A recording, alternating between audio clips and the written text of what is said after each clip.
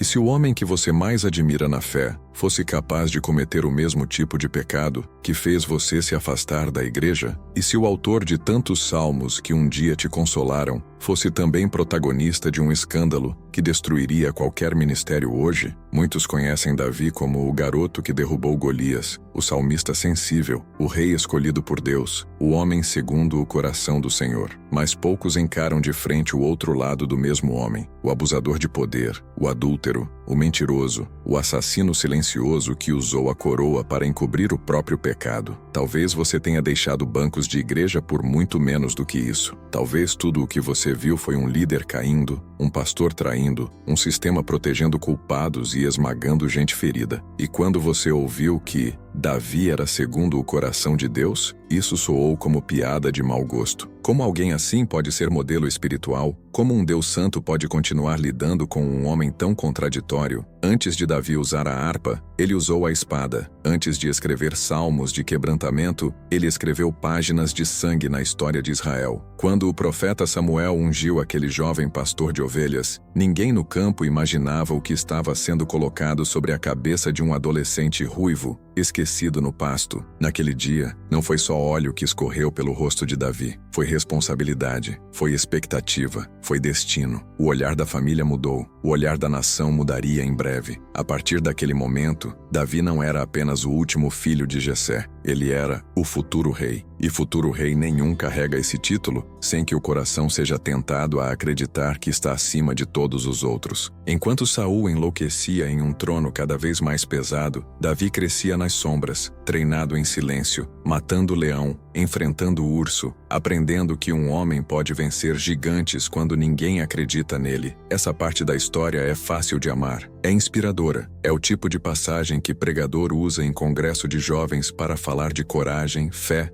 superação. Mas a verdade é que a mesma mão que ergueu a espada contra Golias mais tarde, escreveria uma carta de sentença de morte contra um homem inocente. A mesma mente criativa que compôs salmos para o Deus vivo, arquitetaria um plano frio para tomar a mulher de outro. A queda de Davi não começou no terraço diante de Batseba. Começou muito antes, nos aplausos, nas vitórias, na sensação de que a unção lhe dava o direito de relaxar, onde qualquer outro homem deveria vigiar. Talvez você também tenha começado bem. Talvez em algum momento você tenha sido o Davi de alguém, o jovem promissor, o líder em crescimento, o irmão que todo mundo elogiava. Você servia, cantava, liderava célula, pregava em acampamento, orava alto na vigília, até que veio o primeiro olhar que você não devia ter sustentado, a primeira mensagem que não devia ter respondido, a primeira conversa tarde demais com alguém comprometido. Nenhum adultério nasce do nada, nenhuma queda explode do zero. Ela é construída tijolo por tijolo em pensamentos que ninguém vê, em concessões que ninguém fiscaliza. Davi nos mostra isso com uma clareza brutal. Ele não desabou em um dia, ele foi se tornando um rei cansado, um guerreiro que parou de ir à guerra, um homem que trocou o campo de batalha pelo conforto do palácio. E é nesse espaço vazio, onde dever e propósito são abandonados, que o pecado costuma marcar encontro. Quando a Bíblia diz que era tempo de os reis saírem para a guerra e Davi ficou em Jerusalém, ela está acendendo um alerta que muitos ignoram. Não é só um detalhe histórico, é diagnóstico espiritual. Rei que não está onde deveria estar,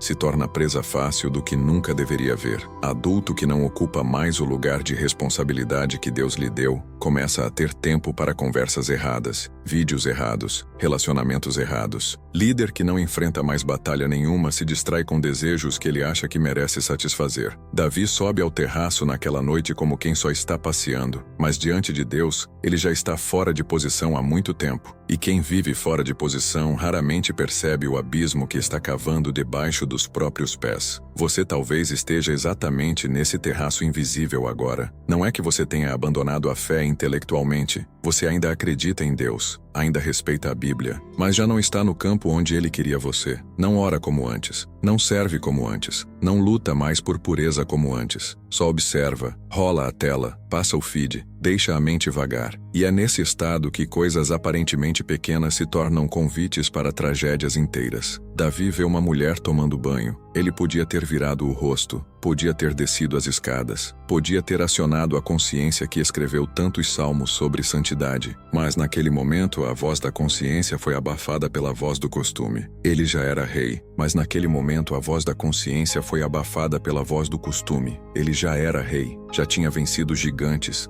conquistado cidades, escrito canções para Deus. No coração, uma mentira sussurra: depois de tudo o que eu fiz, eu mereço isso. Uma noite, um prazer, um segredo que ninguém precisa saber. A queda sempre começa quando o homem de Deus passa a se ver como alguém que tem direitos acima dos outros. Quando o servo se enxerga como celebridade espiritual, o próximo passo é usar gente como cenário para satisfazer vontades escondidas. Davi não pergunta quem é a mulher para honrá-la, ele pergunta quem é para avaliá-la. Recebe a resposta que deveria interromper qualquer fantasia. É casada, tem marido, e não é qualquer marido. É um dos guerreiros fiéis que colocam o próprio corpo entre o rei e a espada inimiga. Mas desejo alimentado não obedece mais a argumentos. Ele manda buscá-la. A autoridade que deveria proteger agora passa a ser a força que oprime. Naquela noite não foi apenas adultério, foi abuso de poder. Foi um homem em posição de comando chamando uma mulher sem possibilidade real de dizer não. É aqui que muitos adultos desigrejados encontram eco na própria história, quando quem tinha a obrigação de guardar usou a posição para ferir. O que aconteceu naquele quarto não ficou naquele quarto. Pecado grave é como semente envenenada. Parece pequena, mas já carrega dentro de si uma floresta de destruição. Dias depois, uma mensagem simples chega ao palácio: estou grávida. Não há como esconder, não há como fingir que nada aconteceu. Era hora de cair de joelhos, confessar, rasgar as vestes, expor a podridão antes que ela apodrecesse o palácio inteiro. Mas Davi faz o que muitos líderes, pais, maridos e crentes fazem até hoje. Em vez de confessar, ele entra em modo gerenciamento de crise. Em vez de rasgar o coração, ele começa a montar estratégia. Ele manda chamar Urias, o marido, de volta da guerra, faz perguntas sobre o campo de batalha, finge interesse, oferece banquete, tenta criar clima de honra. No fundo, o plano é simples e sujo: fazer o homem dormir com a própria esposa para que a gravidez pareça natural. Quando o pecado não é tratado diante de Deus, ele sempre tenta se proteger com aparência de normalidade. Quantas histórias você conhece em que o erro de alguém poderoso foi coberto por presentes, elogios, viagens, cuidado pastoral? Davi não é um monstro distante. Ele é o retrato amplificado do que o coração humano é capaz de fazer quando se recusa a admitir culpa. Mas Urias tem mais honra bêbado do que Davi sóbrio. Ele se recusa a ir para casa. Como poderia desfrutar de conforto enquanto seus companheiros dormem em tendas e enfrentam perigo? O homem que deveria ser enganado se mostra mais íntegro do que o rei que tenta manipular. A embriaguez que Davi oferece não é suficiente para quebrar a consciência daquele soldado. Quantas vezes você também já percebeu que gente simples, sem título, sem púlpito, tem mais temor de Deus do que muitos que ocupam posição alta na igreja? Essa é uma das vergonhas que a história de Davi escancara. Nem sempre o mais ungido é o mais íntegro. Quando o plano de cobertura falha, Davi desce mais um degrau. O que começou como olhar prolongado se transforma em adultério, depois em mentira, agora caminha para assassinato. Ele escreve uma carta para Joabe, comandante do exército, instruindo que Urias seja colocado na frente mais perigosa da batalha e, no auge do combate, que os outros recuem, deixando-o exposto à morte certa, e entrega essa carta nas mãos do próprio Urias, que carrega a sentença sem saber. Poucas cenas na Bíblia são tão cruéis. O homem leal atravessa o campo levando junto ao peito o documento que decide sua própria morte, confiando em um rei que já não o enxerga como irmão de guerra, mas como estorvo a ser removido. Esse é o ponto em que muitos que largaram a igreja costumam dizer: foi isso que fizeram comigo. Talvez não com espada literal, mas com reputação, com fofoca, com manipulação de bastidores, com reuniões em que o único objetivo era tirar você do caminho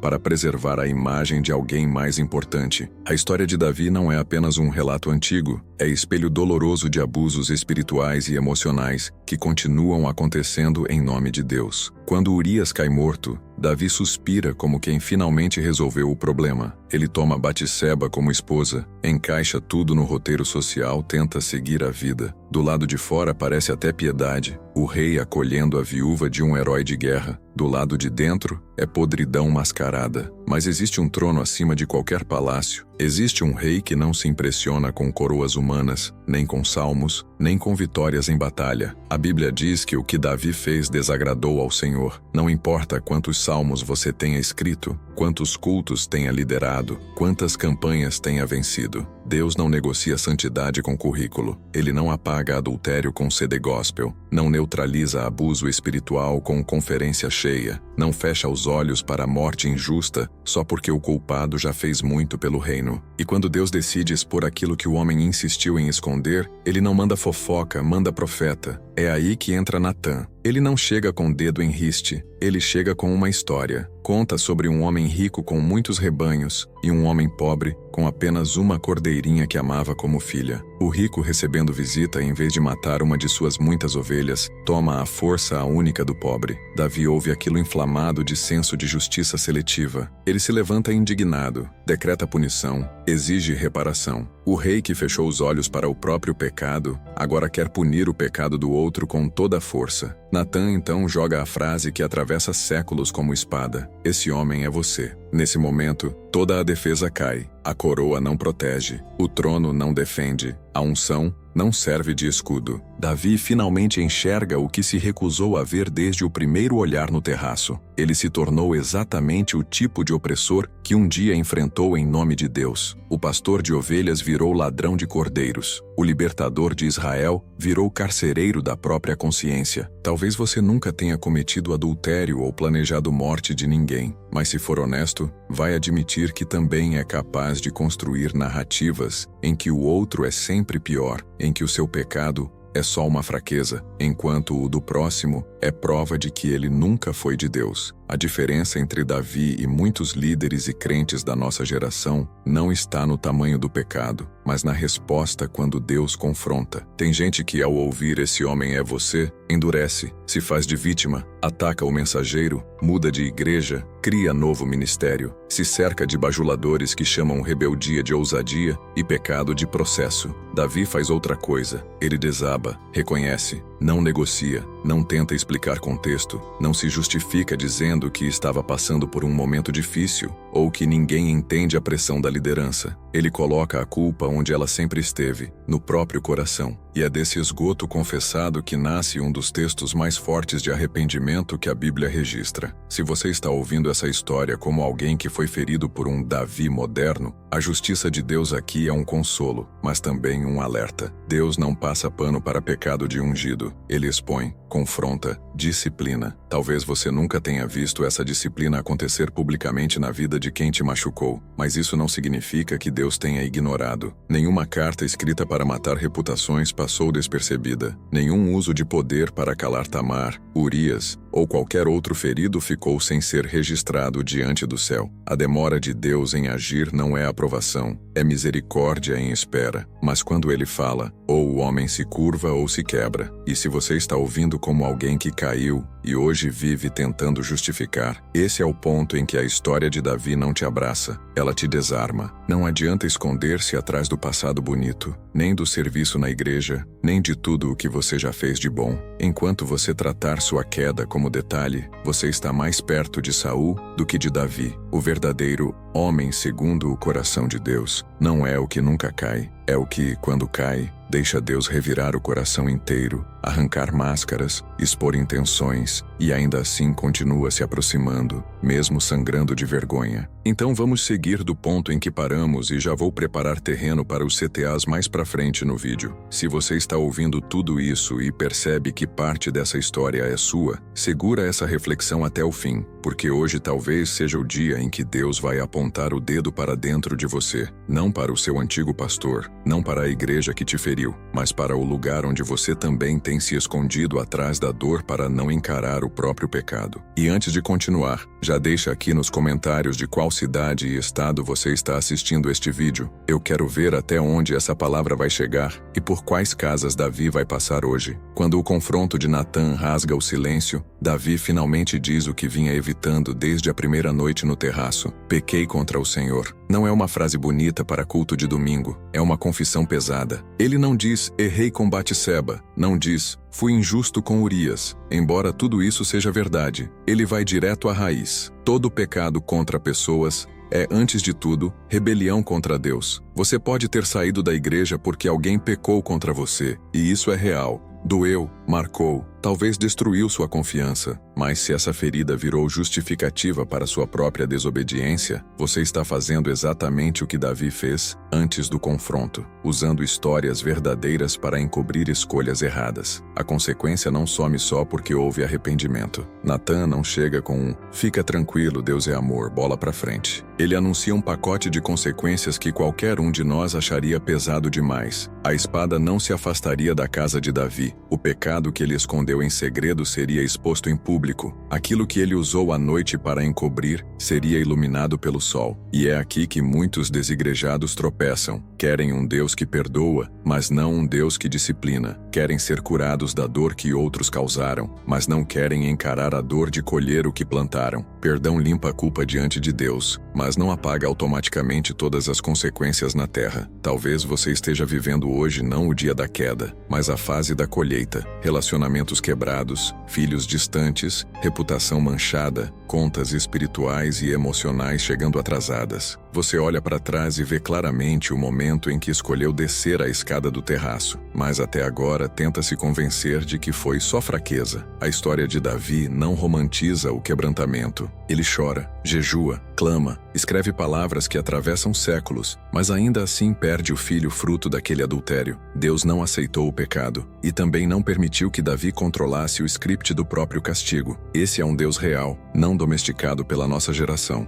E mesmo assim é com esse homem que Deus continua escrevendo história. Não porque fechou os olhos para tudo, mas porque decidiu mostrar que graça verdadeira não é tapete que esconde sujeira, é luz que revela e ainda assim oferece caminho de volta. Você pode ter sido esmagado por gente que usou o nome de Deus, e isso é grave, mas a pergunta hoje não é só o que fizeram com você, é o que você tem feito com Deus desde que isso aconteceu. Quantos domingos de distância, quantos vícios adotados como anestesia, quantas relações novas construídas em cima de mágoa antiga. Enquanto você vive tentando provar que estava certo em se afastar, o céu continua dizendo, esse homem é você, não apenas como vítima, mas como alguém que também precisa de arrependimento de verdade. Talvez Deus esteja usando a história de Davi para te dar duas opções claras: continuar construindo justificativas ou finalmente admitir que por trás de toda a sua raiva da igreja, existe pecado seu que ainda não foi confessado com honestidade. Não importa o que fizeram, o que você fez continua sendo sua responsabilidade. Davi não colocou a culpa na criação, nas pressões do trono, nas feridas da juventude. Ele olhou para a única direção onde ainda havia esperança, para o Deus a quem tinha ofendido. E é para esse Deus que você também precisa olhar hoje, não para as placas das igrejas, não para os rostos que te decepcionaram, mas para aquele que continua santo, mesmo quando todos os homens falham. No final deste vídeo,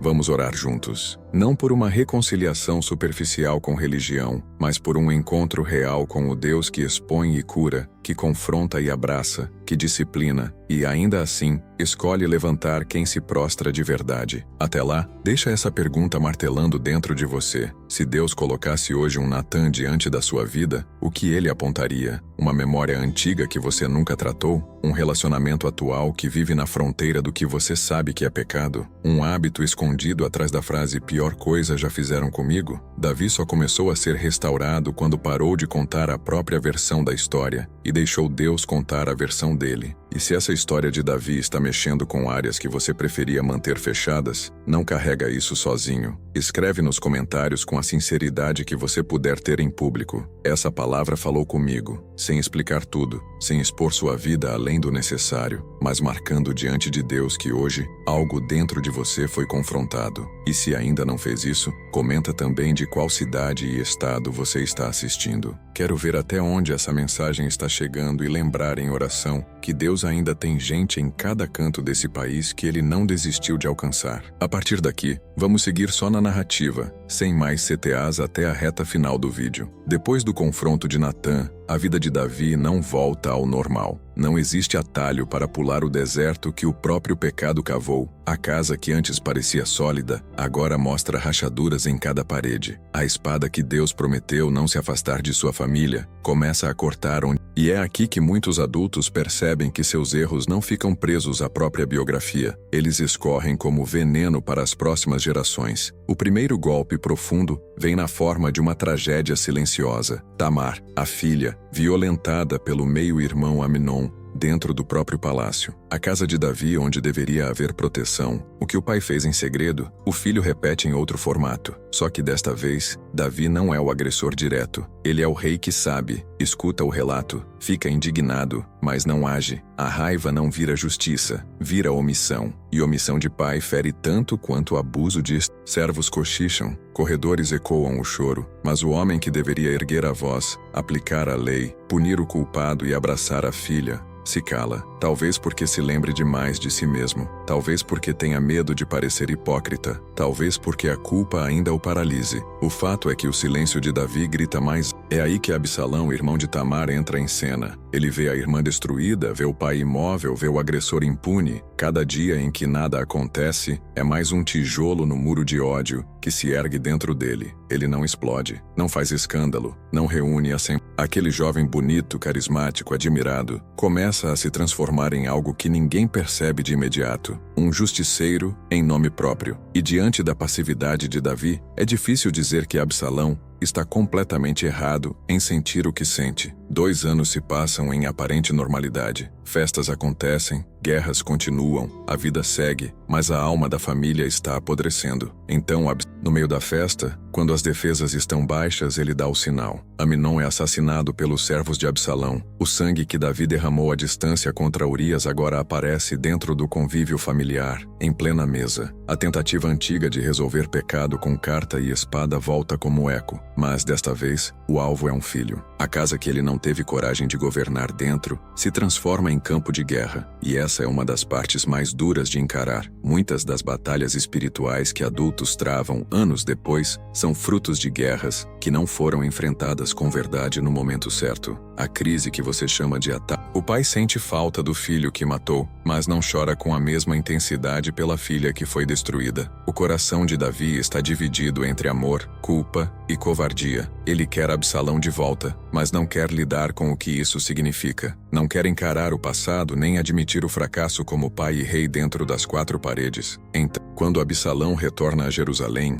ele não volta como um filho arrependido. Volta como alguém que aprendeu na dor como funciona a fraqueza do pai. Ele entende que justiça oficial falha, que o trono se cala quando deveria falar, que o sistema favorece os bem posicionados. Ele decide se tornar a opção paralela. Cada pessoa que sai do palácio com o coração pesado, encontra no caminho um príncipe disposto a ouvir, validar a dor e, de leve, plantar a semente. Se eu governasse, isso seria diferente. Assim nasce muita rebelião espiritual. Absalão conquista o povo com algo que no começo parece até nobre: dar atenção ao esquecido, acolher o injustiçado, falar aquilo que todo mundo sente mas ninguém ousa dizer. Só que por trás, não é zelo pela glória de Deus, é sede de trono. E ainda hoje, muita gente que diz lutar por justiça na igreja, na verdade, o rei que um dia foi sensível o bastante para ouvir Deus no pasto, agora se mostra lento para ouvir os sinais dentro da própria cidade. Ele parece mais cansado, mais velho, mais gastado por dentro do que por fora. Suas vitórias passadas já não sustentam o presente. Isso também é um alerta para quem vive de lembrança. Quando a notícia finalmente explode, o coração do povo se inclinou a Absalão, já é tarde. O filho ferido virou inimigo armado. A rebelião não nasce em um dia. Ela é preparada em conversas, sorrisos, promessas e silêncios. Um dia, porém, ela se materializa. Absalão se proclama rei em outro lugar. O homem que derrubou gigantes agora foge descalço de sua própria casa, carregando a vergonha de ver soldados que um dia o seguiram agora marchando ao lado do próprio filho contra ele. E se você olhar bem, vai perceber que há, na fuga de Davi, reflexo de muita gente que foi obrigada a abandonar posições e ministérios, porque alimentou pecados que um dia achar. Cada passo lembra, foi o olhar que não desviou, a ordem que não foi dada, a justiça que não foi aplicada, o confronto que foi adiado. Deus não humilha Davi por prazer,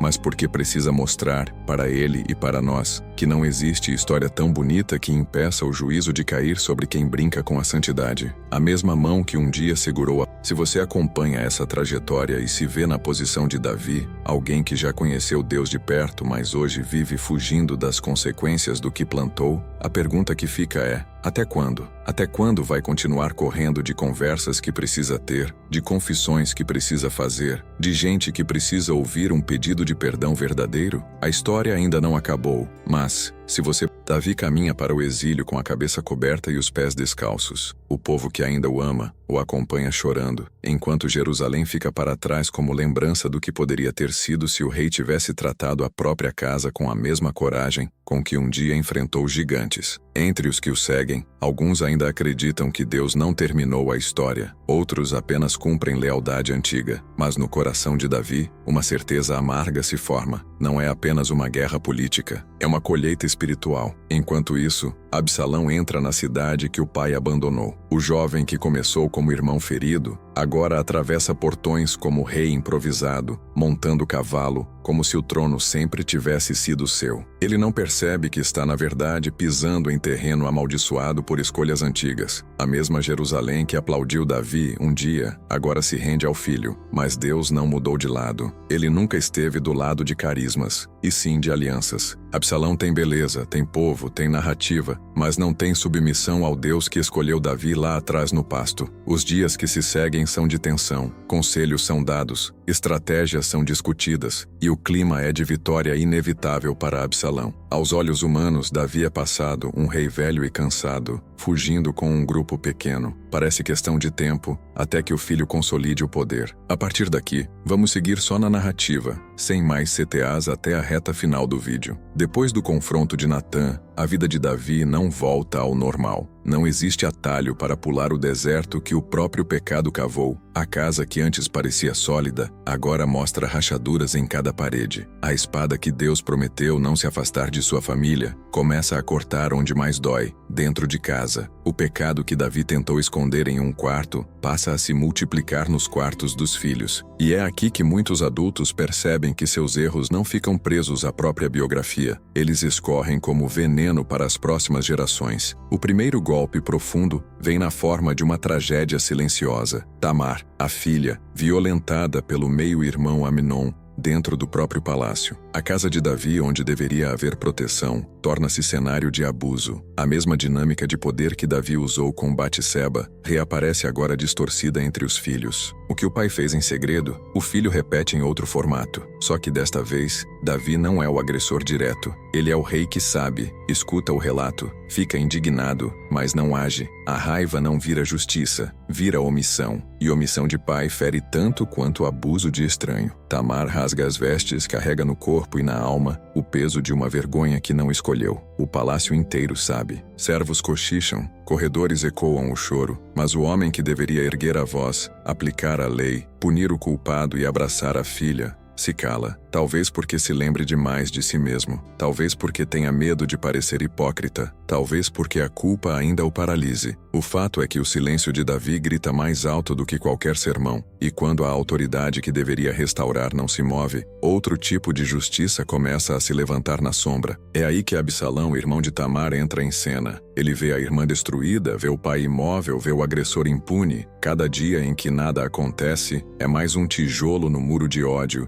que se ergue dentro dele. Ele não explode, não faz escândalo, não reúne assembleia. Ele guarda, ele observa, ele espera. O tempo que poderia ser usado para a cura vira incubadora de vingança. Aquele jovem bonito, carismático, admirado, começa a se transformar em algo que ninguém percebe de imediato. Um justiceiro em nome próprio. E diante da passividade de Davi, é difícil dizer que Absalão está completamente errado em sentir o que sente. 2 anos se passam em aparente normalidade. Festas acontecem, guerras continuam, a vida segue, mas a alma da família está apodrecendo. Então Absalão convida todos os filhos do rei para uma celebração. Vinho, música, risadas, clima de reconciliação. No meio da festa, quando as defesas estão baixas, ele dá o sinal. Aminon é assassinado pelos servos de Absalão. O sangue que Davi derramou à distância contra Urias agora aparece dentro do convívio familiar, em plena mesa. A tentativa antiga de resolver pecado com carta e espada volta como eco, mas desta vez, o alvo é um filho. Quando a notícia chega a Davi, o choque é duplo. Um filho estuprador morto, outro filho agora assassino e fugitivo. A casa que ele não teve coragem de governar dentro se transforma em campo de guerra, e essa é uma das partes mais duras de encarar. Muitas das batalhas espirituais que adultos travam anos depois são frutos de guerras que não foram enfrentadas com verdade no momento certo. A crise que você chama de ataque do inimigo pode ser, na verdade, conta atrasada de decisões antigas. Absalão foge, se exila em outra terra. O pai sente falta do filho que matou, mas não chora com a mesma intensidade pela filha que foi destruída. O coração de Davi está dividido entre amor, culpa e covardia. Ele quer Absalão de volta, mas não quer lidar com o que isso significa. Não quer encarar o passado nem admitir o fracasso como pai e rei dentro das 4 paredes. Então o tempo volta a ser preenchido com indecisão. E onde há vácuo de liderança, sempre haverá alguém disposto a ocupar o espaço. Quando Absalão retorna a Jerusalém, ele não volta como um filho arrependido. Volta como alguém que aprendeu na dor como funciona a fraqueza do pai. Ele entende que justiça oficial falha, que o trono se cala quando deveria falar, que o sistema favorece os bem posicionados. Ele decide se tornar a opção paralela. Começa a ficar à porta da cidade, ouvindo causas, abraçando gente frustrada, prometendo a justiça que o rei não entregou. Cada pessoa que sai do palácio com o coração pesado, encontra no caminho um príncipe disposto a ouvir, validar a dor e, de leve, plantar a semente. Se eu governasse, isso seria diferente. Assim nasce muita rebelião espiritual, não a partir de demônios de chifre visível, mas de corações magoados com razões legítimas que escolhem transformar dor em plataforma. Absalão conquista o povo com algo que no começo parece até nobre: dar atenção ao esquecido, acolher o injustiçado, falar aquilo que todo mundo sente mas ninguém ousa dizer. Só que por trás,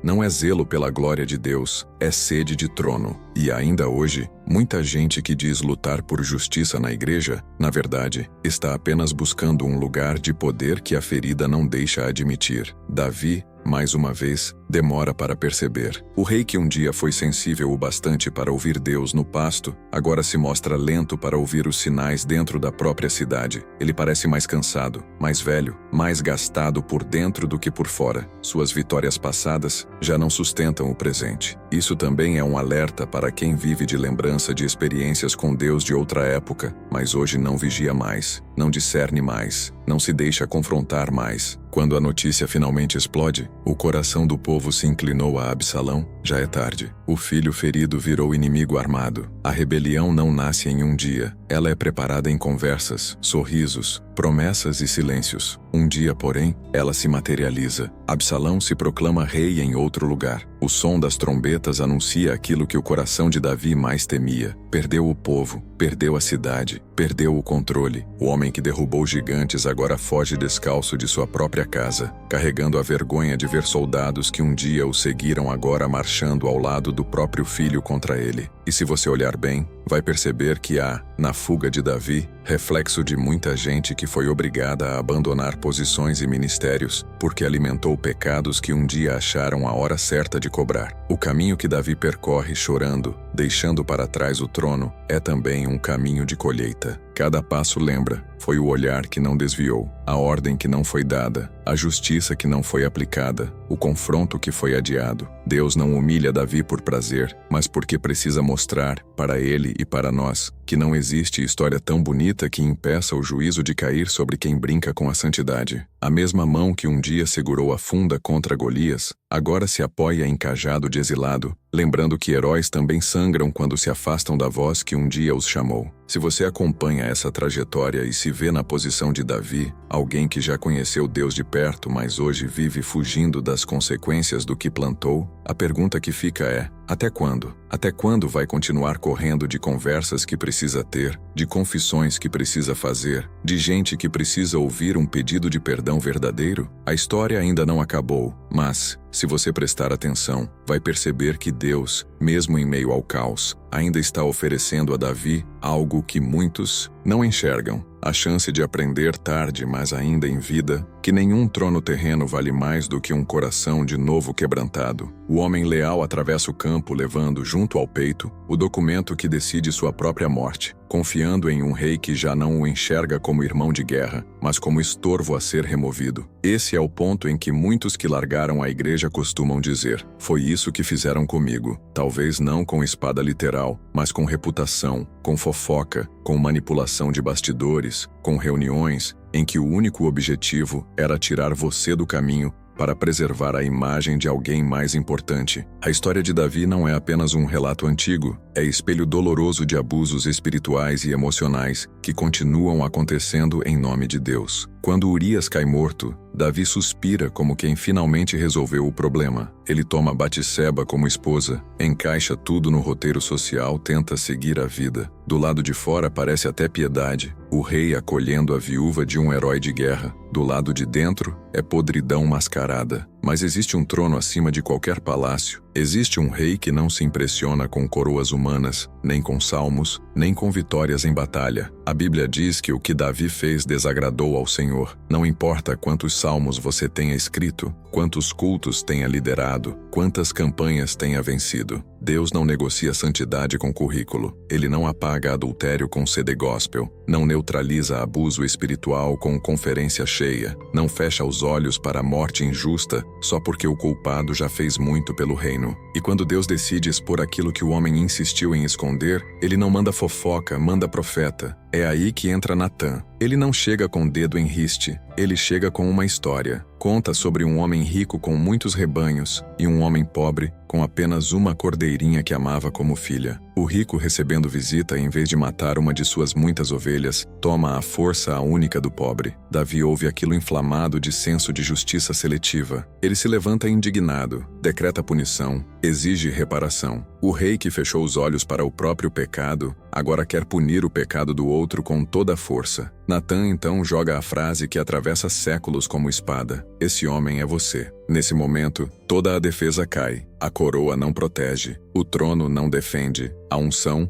não serve de escudo. Davi finalmente enxerga o que se recusou a ver desde o primeiro olhar no terraço. Ele se tornou exatamente o tipo de opressor que um dia enfrentou em nome de Deus. O pastor de ovelhas virou ladrão de cordeiros. O libertador de Israel virou carcereiro da própria consciência. Talvez você nunca tenha cometido adultério ou planejado morte de ninguém, mas se for honesto, vai admitir que também é capaz de construir narrativas em que o outro é sempre pior, em que o seu pecado é só uma fraqueza, enquanto o do próximo é prova de que ele nunca foi de Deus. A diferença entre Davi e muitos líderes e crentes da nossa geração não está no tamanho do pecado, mas na resposta quando Deus confronta. Tem gente que, ao ouvir "esse homem é você", endurece, se faz de vítima, ataca o mensageiro, muda de igreja, cria novo ministério, se cerca de bajuladores que chamam rebeldia de ousadia e pecado de processo. Davi faz outra coisa. Ele desaba, reconhece, não negocia, não tenta explicar contexto, não se justifica dizendo que estava passando por um momento difícil ou que ninguém entende a pressão da liderança. Ele coloca a culpa onde ela sempre esteve, no próprio coração. E é desse esgoto confessado que nasce um dos textos mais fortes de arrependimento que a Bíblia registra. Se você está ouvindo essa história como alguém que foi ferido por um Davi moderno, a justiça de Deus aqui é um consolo, mas também um alerta. Deus não passa pano para pecado de ungido. Ele expõe, confronta, disciplina. Talvez você nunca tenha visto essa disciplina acontecer publicamente na vida de quem te machucou, mas isso não significa que Deus tenha ignorado. Nenhuma carta escrita para matar reputações passou despercebida. Nenhum uso de poder para calar Tamar, Urias ou qualquer outro ferido ficou ficou sem ser registrado diante do céu. A demora de Deus em agir não é aprovação, é misericórdia em espera. Mas quando ele fala, ou o homem se curva ou se quebra. E se você está ouvindo como alguém que caiu e hoje vive tentando justificar, esse é o ponto em que a história de Davi não te abraça, ela te desarma. Não adianta esconder-se atrás do passado bonito, nem do serviço na igreja, nem de tudo o que você já fez de bom.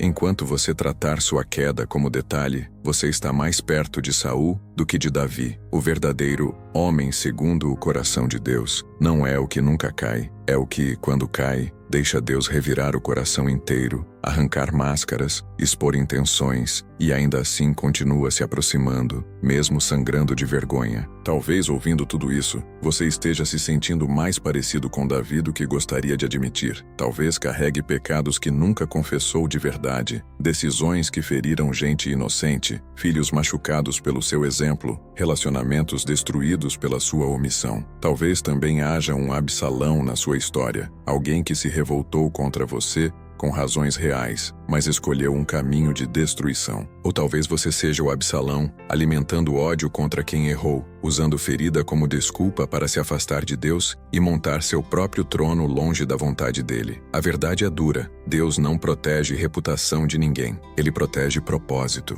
Ele ama o pecador, mas odeia o pecado o suficiente para expor, confrontar e, se necessário, derrubar tudo o que você construiu só para salvar o que sobrou do seu coração. Se você se afastou da igreja porque viu Davis caindo, líderes abusando, injustiças acontecendo, entenda, nada disso anula o Deus que continua santo. O erro deles não limpa o seu. A queda dos outros não justifica o pecado que você resolveu abraçar desde que saiu pela porta do templo. Assim como Davi precisou parar de apontar para Saul, para Golias, para as guerras e admitir, eu pequei contra o Senhor, hoje é a sua vez de colocar o foco no lugar certo. Não importa quanto tempo você está longe, não importa quão suja você acha que ficou a sua história, não importa quantas vezes tentou recomeçar e caiu de novo. O Deus que confrontou Davi não o descartou. Ele o quebrou para reconstruir, permitiu colheita, mas não cancelou o chamado. E se você ainda está vivo, ainda existe tempo de responder ao Natan que Deus está levantando agora na sua consciência. Talvez seja este vídeo, talvez sejam memórias que voltaram enquanto você escutava. Talvez seja o peso de saber que, se continuar do jeito que está, vai terminar pendurado por aquilo que mais ama, como Absalão na árvore. Se você sente que Deus está falando com você, não endureça. Não fique apenas emocionado. Não transforme essa sensação em mais um vídeo forte que você viu e esqueceu amanhã. Faça deste momento um altar,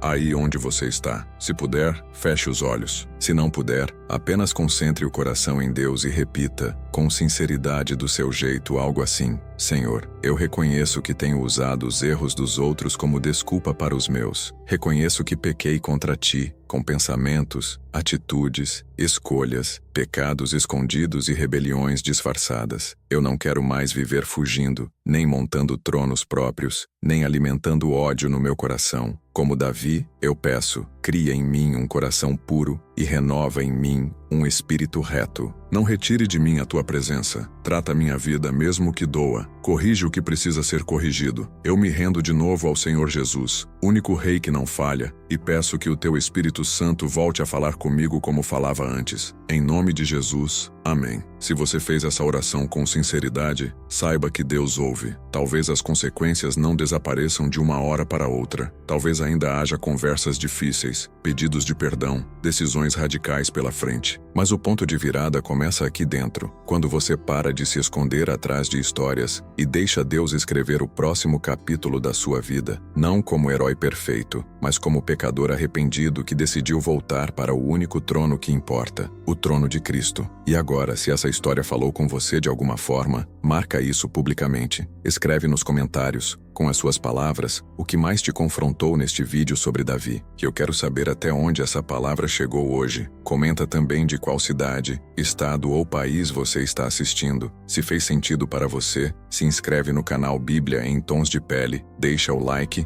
e envia esse vídeo para alguém que precisa lembrar que Deus não passa pano para o pecado, mas também não desiste de quem se arrepende de verdade.